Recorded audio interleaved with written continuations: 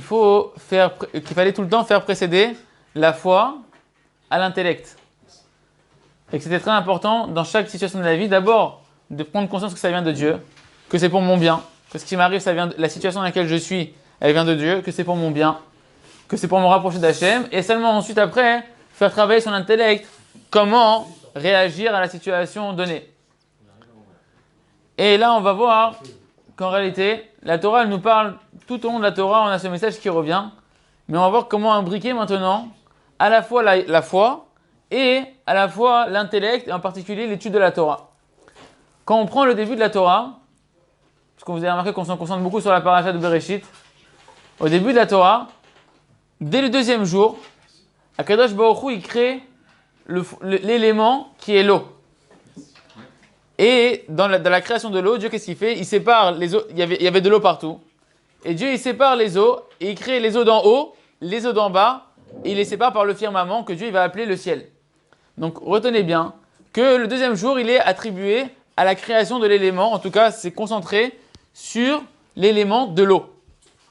Et ce qui est curieux, c'est que chaque jour, Dieu, il a dit, et Vayar Elohim Kitov. Dieu, il a vu que c'était bien. Chaque jour de la création, normalement, c'est marqué, Dieu, il finit la journée de la création en disant, et il a vu que c'était bien. Et bizarrement, le deuxième jour, ce jour où on se concentre que sur l'eau, il n'y a pas marqué une seule fois que Dieu, il a vu que c'était Tov. Que ce qu'il a fait, il n'a pas dit que ce qu'il a fait, c'était Tov, c'était bien. Or, on va voir que le jour d'après, le troisième jour de la création, Dieu, il va encore agir sur l'élément de l'eau. Et cette fois-ci, c'est marqué, il dit à l'eau, Dieu, que l'eau se concentre en un seul endroit et qu'elle laisse apparaître la terre. Il faut imaginer, il n'y avait que de l'eau, il n'y avait pas de terre. Et Dieu, il va dire que l'eau se concentre en un seul endroit et qu'elle fasse apparaître la terre. Donc on voit qu'à ce moment-là, on a encore l'eau qui rentre en jeu. Et on a aussi maintenant l'apparition de l'élément de la terre.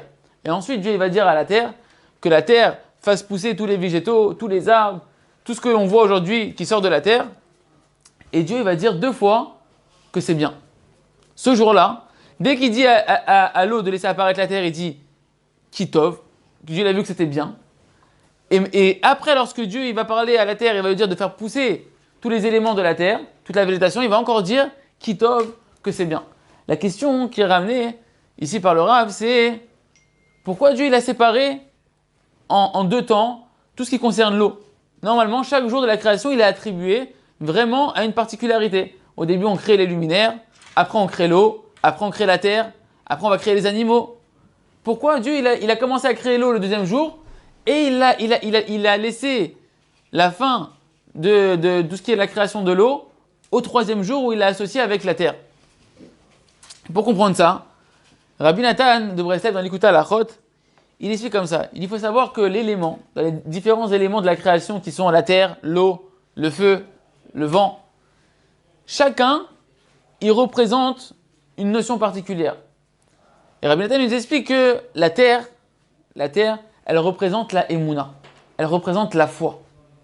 La foi en Dieu, que tout vient de Dieu, que tout est pour le bien, et que Dieu dirige tous les détails de notre vie. Pourquoi il nous dit que la foi est représentée par la terre? Déjà, il s'appuie sur un verset qui dit comme ça dans Tehilim, Shron Eretz Ur E Emuna. Habite la terre et fait paître la foi sur la terre. Donc on voit que la terre est liée, dans les Tehilim de David, la terre est liée à la foi. Et plus que ça, Rabbi Nathan, il nous dit, hormis les mots dans les textes, il nous dit, de la même manière que tu vois que la terre, tout pousse de la terre, tout grandit de la terre. Tout ce que tu vois aujourd'hui dans le monde, que ce soit le règne minéral, le règne végétal, tout provient de la terre. Cette table qu'on a devant nous, ça provient du bois qui est sorti d'où? De la terre, de l'arbre qui provient de la terre. Que tu vois du métal, ça provient aussi des pierres qui proviennent d'où? Qui viennent aussi des minéraux qui viennent de la terre. Tout sort de la terre. Et c'est pour ça que ça fait référence. La Emouna est symbolisée par la terre. Pourquoi? Parce que la Emouna, quelqu'un qui travaille sa foi, que tout vient d'Hachem, que c'est Dieu qui fait tout pour le bien, quelqu'un qui cultive ça, il a la force, par sa Emouna, par sa croyance en Dieu, de pouvoir tout faire sortir, tout le bien qui est en potentiel en lui, de le faire sortir dans le concret. Comme la terre fait tout pousser, la Emouna peut faire sortir tout le bien qui est en toi. En potentiel, tu es rempli de bien. Parce que tu as une âme de Dieu, tu as une part de Dieu, une parcelle de Dieu. Et donc, tu es rempli d'une infinité de potentialités de bien. C'est quoi la force, l'arme ultime pour faire sortir le bien qui est en toi? C'est de cultiver la foi que tout vient de Dieu. Et lorsque tu travailles cet élément-là, alors tu peux tout faire sortir le bien qui est en toi. Mais au-delà de ça, là on a vu l'élément de la terre. Mais Rabbi Nathan il nous dit, sache que maintenant le feu, l'eau et le vent, ça représente l'intellect. Comment on voit ça, que ça représente l'intellect? On a différentes parties dans l'intellect. On a la chokma, la bina, la da'at. Le premier élément, la chokma, c'est la sagesse. Bina, c'est l'intellect, c'est la possibilité de discerner, de comprendre une chose à partir d'une donnée déjà existante. Donc la chokma, c'est la donnée de base. La bina, c'est je vais, à partir de la donnée de base, réfléchir comment comprendre les choses et pouvoir comprendre de nouvelles choses à partir d'une première donnée. Et le da'at, la compréhension, c'est la dernière étape de l'intellect. C'est quand vraiment tu as compris la chose, que tu fais un avec la chose et que tu vis avec la chose que tu as étudiée et que tu as compris. Et ça, ça fait référence au Rabbi Nathan lui dit la connaissance totale, c'est le da'at, la compréhension. Ça, c'est représenté par l'eau. Parce qu'il y a un verset qui ramène, qui fait référence à la connaissance et qui fait référence aussi à l'eau. C'est le verset qui dit comme ça, car au moment de Mashiach, la terre sera remplie de connaissances d'Hachem, comme l'eau recouvre les océans. Donc tu vois que la connaissance d'Hachem, elle est symbolisée par l'eau. Et il ramène d'autres versets pour dire que les autres éléments de l'intellect sont représentés par le vent et par le feu. Mais l'essentiel de l'intellect est représenté par l'eau. Maintenant, on va pouvoir décrypter un petit peu les questions qu'on a posées sur la création de l'eau le deuxième jour et de la terre le troisième jour. Qu'est-ce qu'elle a voulu nous apprendre la Torah? Qu'est-ce que Hachem a voulu nous apprendre lorsqu'il a dit qu'au deuxième jour, il n'y avait que de l'eau? Et qu'au troisième jour, il a mis ensemble l'eau, il a demandé à l'eau de se rassembler et de faire apparaître la terre. Donc on voit que l'eau, elle est d'abord dans le deuxième jour et après dans le troisième jour. Il nous dit, Rav Arush nous dit comme ça, comprends qu'en réalité, ce qu'on veut te dire, c'est que l'eau, c'est la Torah. C'est la connaissance de la Torah, la compréhension, l'étude de la Torah. Et cette notion-là, il faut l'associer aussi à la terre qui est la Emouna. Tu ne peux pas vivre avec l'un sans l'autre.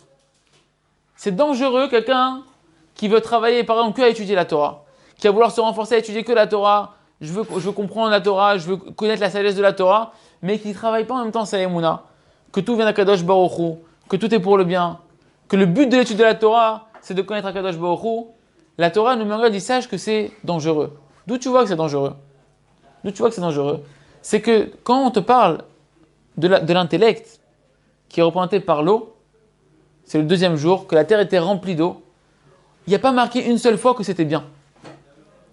Pas une seule fois, quand on te parle que de l'eau, où il n'y a que la connaissance, que la compréhension, que ce qui représente la Torah, il n'y a pas une seule fois où c'est marqué que c'est bien. Dieu l'a vu que c'était bien. Pourquoi?